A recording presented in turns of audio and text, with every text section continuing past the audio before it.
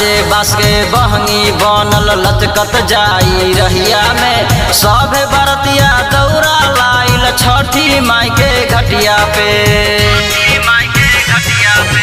भूखल प्यासल अरग दीही मैया सजिया बुरवा में भेजिया दित के देरी भइल सूतल निंदिया मातल में।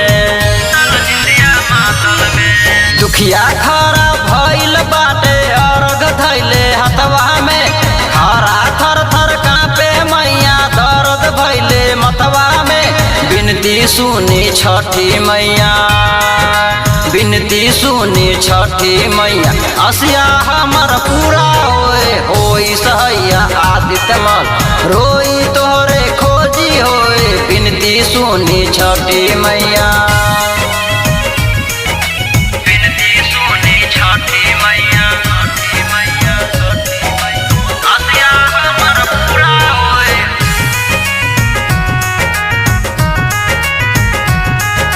बिनती सुनी छठी मैया पूरा होए। कहलिया भागन जन्म से मैया तोहरे पे असरा तू ही खेवैया लाज बचाई खेलिया गनवा ललना से भरल पूरा होई बोलिया।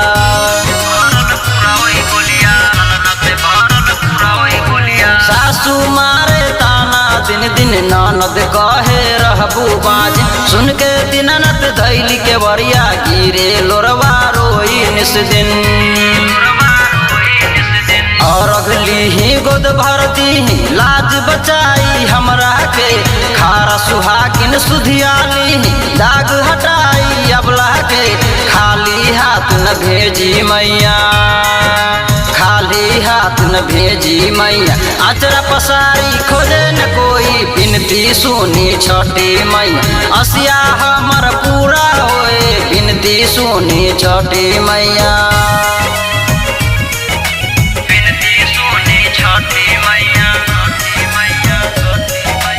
असिया हमर पूरा होए।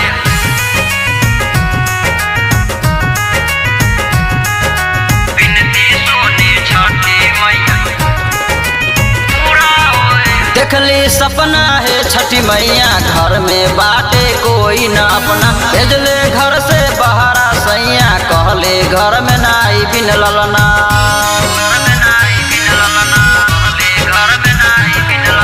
गरवा सूखल अन बिन पनिया खारा द्वार गो शिष के कनिया सारा जगवा होई चर्चा छठी माई तोरा दी शरणिया।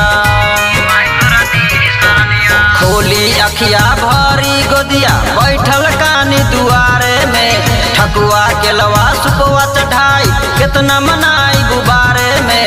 दुर्दशा देखिया दित रोई दुर्दशा देखिया दित रोई मदद करे नावे कोई। बिनती सुनी छठी मैया असिया हमर पूरा होए। बिनती सुनी छठी मैया।